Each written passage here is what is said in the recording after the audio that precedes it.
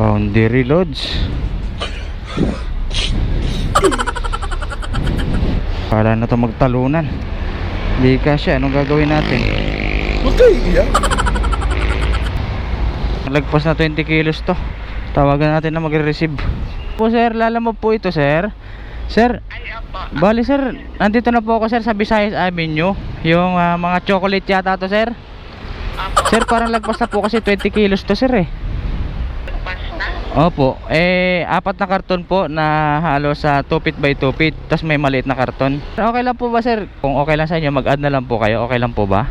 Magdagdag na ako dyan eh. Magdagdag na ako dyan eh. May...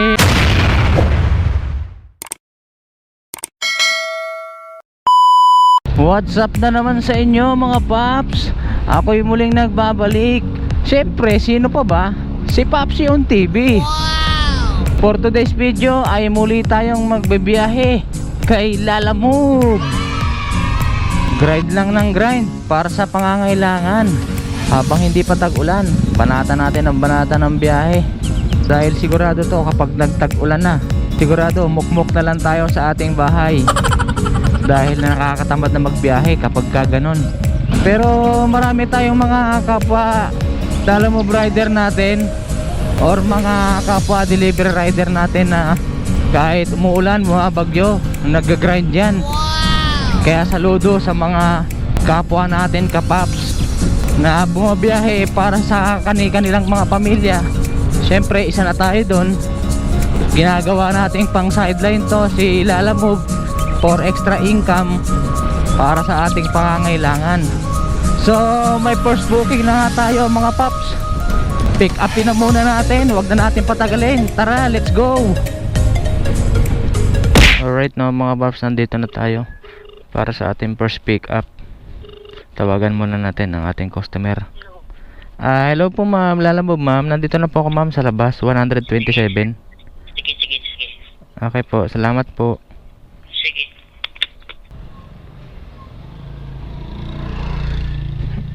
Ito lang ma'am. Dala na yung bayad ma'am no? Doon lang ang bayad sa kanya. Tama ba ma'am yung address? Old Capital Site. Sige po.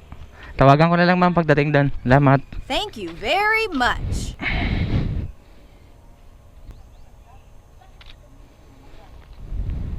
Alright. First pick up done. Na-pick up na natin mga paps ang ating first item. Dito lang natin ito i-deliver sa may Barangay Old Capital Site. Dito lang to sa may Pilcoa. Ang kanyang travel time 5.4 kilometers. Hindi na natin i-double book to at malapit lang to. At una-una pagkain din to. Pagka mga pagkain, huwag na natin i-double book yan. Dahil unang-una nagpapaalala din sa atin si Lalamove or nagte-text din sa atin na kapag pagkain, huwag natin i-double book. Depende na lang kung halos magkalapit lang, pwede naman. Pero wag lang sana yung halos magtatagal. Pero kung mga documents yan, automatic, kahit malapit, i-double book natin yan. At syempre, wag natin kalimutan mag-update sa ating customer para hindi sila magreklamo na matagal ang kanilang parcel or ang kanilang item. Kailangan natin silang i-update para hindi bumaba ang ating rating. So paano? Deliver na muna natin to. Tara, let's go. Dito na nga tayo mga paps sa Barangay Old Capital Site. Dito nga to sa cover court. Ito nga, nakapin nga dito at may note. Tawagan muna natin ang ating customer. Bali may second booking na tayong nakuha mga paps. At dito lang din natin pipick upin sa may Visayas Avenue. So yung kaganina, nagulat ako. Pinapaikot kasi tayo ng customer. Dun lang din naman kasi nakapin sa may pinag first drop natin. Sa may covered court. At nakalagay din naman sa booking na doon lamang sa covered court. Siguro nga yung sender ang nag-book. Itong mangyari na mag-receive, ikot pa daw, doon pa daw sa likod. So nagulat lang ako kanina kasi hindi ko expected na dapat daw umabante na lang ang konti. Halos sa likod lang naman. Hindi ko na rin na-videohan. Kaya yun, nagulat lang ako nung pag-deliver natin, pag-drop natin kanina.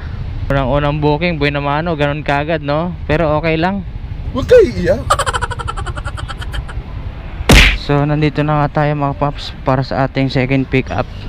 Dito lang to sa Visayas Avenue, Queenie Icos Hits Blends.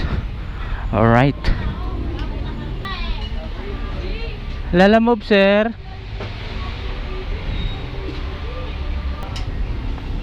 Kay Angelo po. Yes, sir. Ito yun ma'am.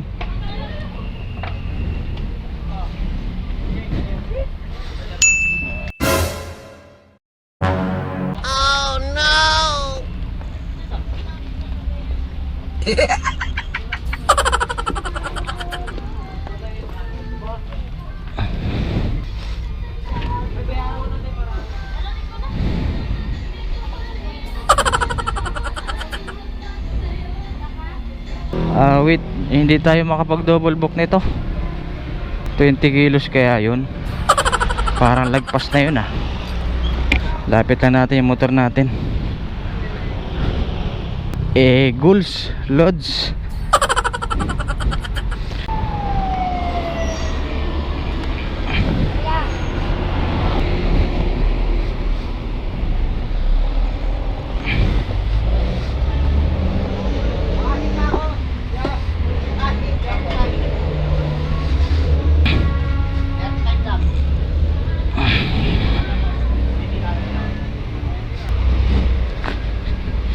Boundary loads.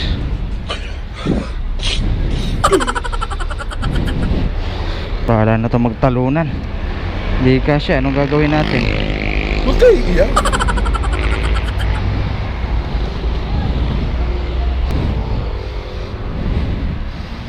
Nalagpas na 20 kilos to. Tawagan natin na magre-receive. Hello po sir, lalamove po ito sir. Sir, Ay, apa. bali sir, nandito na po ako sir sa Visayas Avenue. Yung mga chocolate yata to sir. Apa. Sir, parang lagpas na po kasi 20 kilos to sir eh. Basta.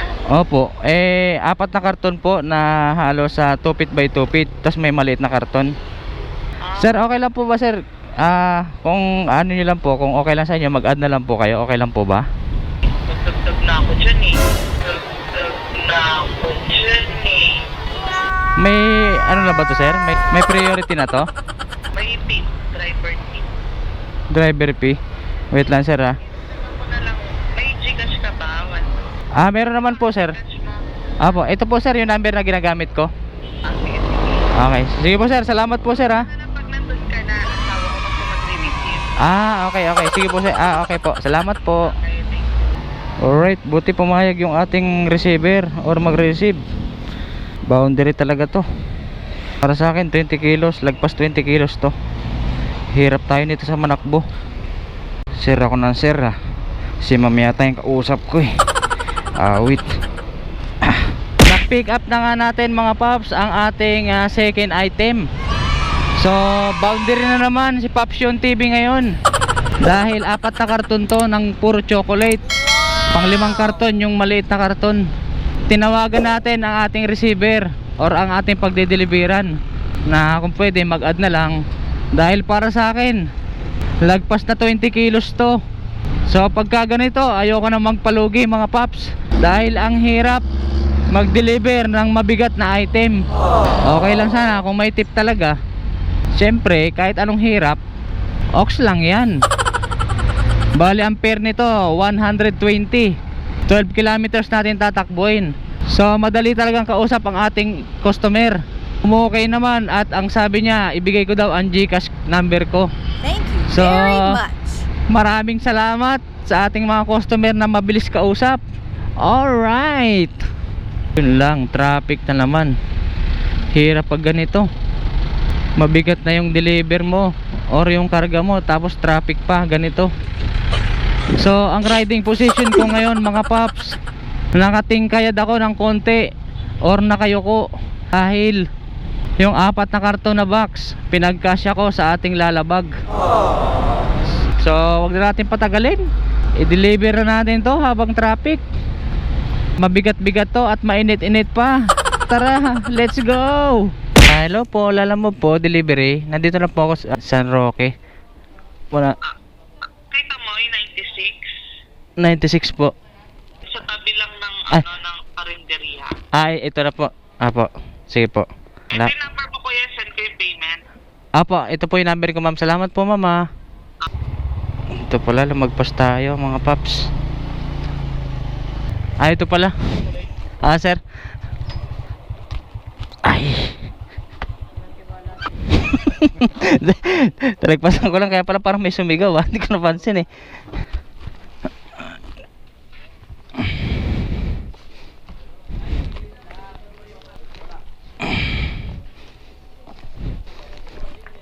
Meron pa, sir, yung maliit. Wait lang.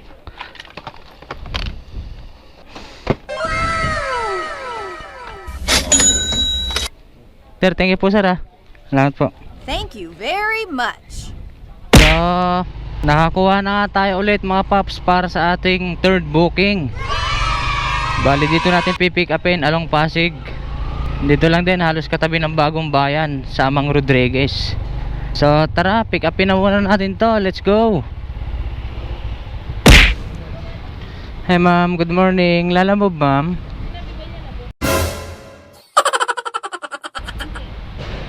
Lalamove po, pick up. Ay, Travis, Marlita pala. Sige po. Tawagan mo nga.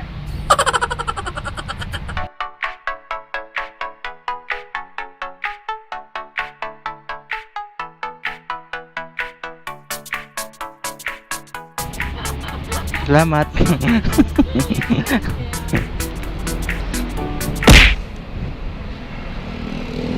Natawa si ate, ah. Alright, na-pick up na natin, mga paps, ang ating pangatlong booking. Bali, na-pick up na natin, mga paps, ang ating pangatlong booking. At syempre, nahanapan natin to ng kasabay. Dito lang din ulit natin pipick upin sa may Bagong Bayan. Balik tayong Bagong Bayan. 2.3 kilometers away ang ating pick up point. May Intrepid sa Eastwood. So tara, pick upin na natin to. Let's go. Sir, lalamove, sir. Pick up, sir. Kay Mia Cristobal. Okay na to po. Salamat po. Na-pick up na nga natin, mga paps, ang ating pang-apat na booking. Bali, pagkain ito. Bali, ang ating deliver parehas diliman. Para sa ating pangatlo at pang-apat na booking, parehas diliman ang ating drop off. Siyempre, unahin natin yung pagkain. Priority natin yung pagkain dahil tanghalian na. Ang oras ngayon ay mag-ialas 12 na. So ano pang hinihintay natin? Tara, i-deliver na natin to. Let's go. Alright, no, mga paps, nandito na tayo para sa ating pangatlong drop off. Tawagan lang natin ang ating customer. Hello po, ma'am. Lalabo, ma'am. Nandito na po ako, ma'am. Papasok pa po ba ako sa na po? May iwan mo, 823. Pwede magkano ho? 106. Apo, 106 po. May Gcash po kayo, Meron po. Gusto nyo Gcash po na lang? Mas prefer ko po kasi yung cash, ma'am, eh. Okay lang po. Bababa na ako, kuya. Bye. Okay po. Salamat po.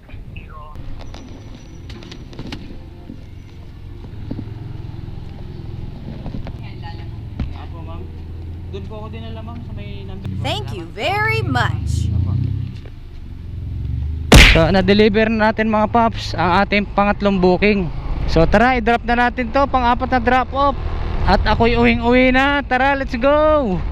Kaya na pa kayo dito, sir? Yung pyesa lang to, eh. Yes, sir. 101 lang, sir. Yan lang, sir. Galing Pasig yan, ah. Sir, thank you, sir, ah. Thank you very much. So, paano? Hanggang dito na lang, mga paps, for today's video. Maraming salamat sa inyo, mga paps, sa patuloy na panonood. At syempre, pagsuporta kay Paps Yon TV. Maraming salamat. So, good vibes as always lang tayo. Syempre, gusto ko yung mga naibabahagi ko ay puro katatawanan lang. At syempre, kung minsan, mga realidad ng totoong buhay ng isang delivery rider. So maraming salamat sa patuloy na pagsuporta nyo. Hanggang dito na lang, mga paps. This is Paps Yon TV. Ride safe and keep safe sa inyo, mga paps, everyone. Alright.